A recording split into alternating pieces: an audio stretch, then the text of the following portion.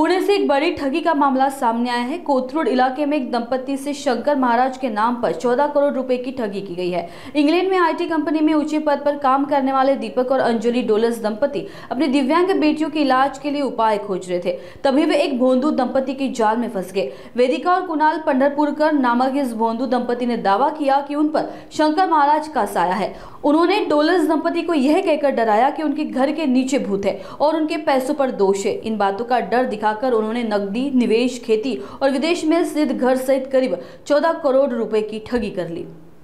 तर ते म्हणाले होते की हे प्रॉब्लेम सॉल्व करतील। मग त्यांच्याशी भेट झाली दीपक खडकेंची। मग दीपक खडके म्हणाले की वेदिका पंढरपूरकर ही शंकर महाराजांची मुलगी आहे, तिच्या अंगात शंकर महाराज यायचे एक दीड तास। त्यांनी आम्हाला आश्वासन दिलं की ह्या मुलीत बऱ्या होतील म्हणून, दोन्ही ही आणि तुमची छोटी, आणि तुमचं सगळं चांगलं होईल म्हणून। तर त्यासाठी तुम्ही तुमचे जे बँकेतले जे ऍसेट्स आहेत, पैसे आहेत, हे तुम्ही तुमच्या बँकेत ठेवायला नाही पाहिजे, कारण तो दोष लागतोय म्हणे मुलींना, त्यांचा आजार सिव्हिअर आहे। त्यामुळे त्यांनी आम्हाला पैसे सगळे काढून त्यांच्या अकाउंटमध्ये ट्रान्सफर करायला लावले। असे टप्प्याटप्प्यामध्ये त्यांनी 2018 पासून तर 2025 पर्यंत आम्हाला हे करायला लावले। मग तुमच्या लक्षात कसं आलं की तुमची आता फसवणूक होत चालली? आम्ही बरेच वेळा त्यांना 3-4 वेळा त्यांना विचारलं, एवढ्या वर्षात खूप वेळा विचारलं की बरी का नाही होते आमची मुलगी। तर ते म्हणाले की होईल बरी, पण यांचे दोष जास्ती आहेत, यांना प्रॉब्लेम जास्ती आहे, आजार पण खूप मोठा आहे, तुमचे दोष, तुमच्या सगळ्यांचे दोष जास्ती आहे, त्या मुलींचे दोष, त्यासाठी तुम्हाला बँकेतनं सगळे पैसे काढावे लागतील, ऍसेट्स विकावे लागतील। त्यानंतर आम्हाला कळलं की ही फसवणूक आहे। 2-4 वेळा आम्ही इनिशियली विश्वास ठेवला होता, पण जसं जसं त्या मुली चांगल्या नव्हत्या होत तर मग आमचा विश्वास उडायला लागला। लंडनमध्ये अशी काय काय मालमत्ता होती जी त्यांनी विकायला लागली?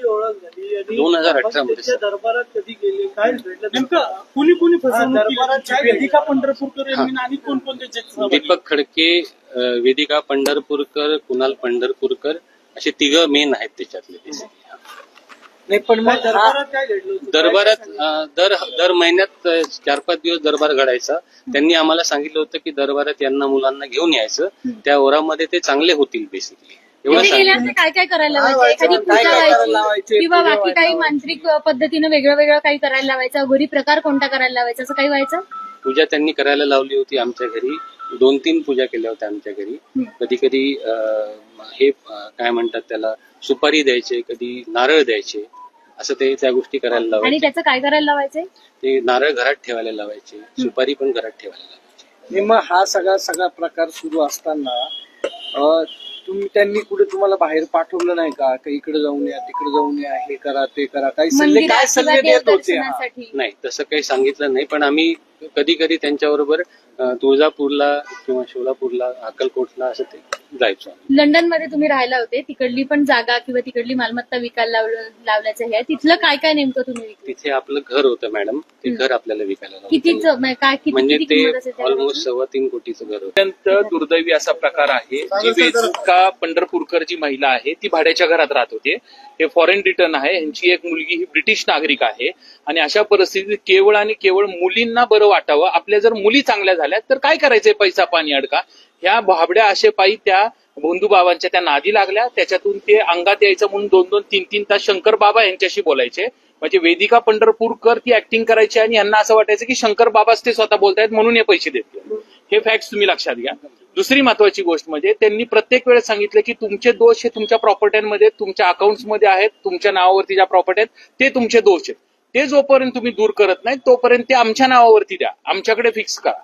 मग ते लोन्स काढले, सोनं घेतलं, प्रॉपर्टी घेतली, सगळं काही घेतलं, आणि ज्या वेळेस हे त्यांना विचारायला लागले की 5 वर्षामध्ये कुठलीही प्रगती झाली नाही, मुलींमध्ये कुठली प्रगती झाली नाही, तेव्हा त्यांच्या लक्षात यायला लागलं की हळूहळू की ही आपली फसवणूक चालू।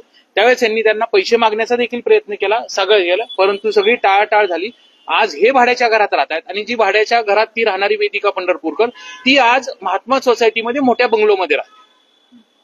आणि आमचं एवढंच म्हणणं आहे की आम्हाला, म्हणजे ह्या कुटुंबाला वैयक्तिक आम्ही ही केस एक स्पेशल केस म्हणून पाहतोय, कारण ती जर स्पेशल चाइल्ड किंवा मतिमंद मुलगी पाहिली किंवा तिची बहीण जर पाहिली, त्यांचा उदरनिर्वाह कसा होणार।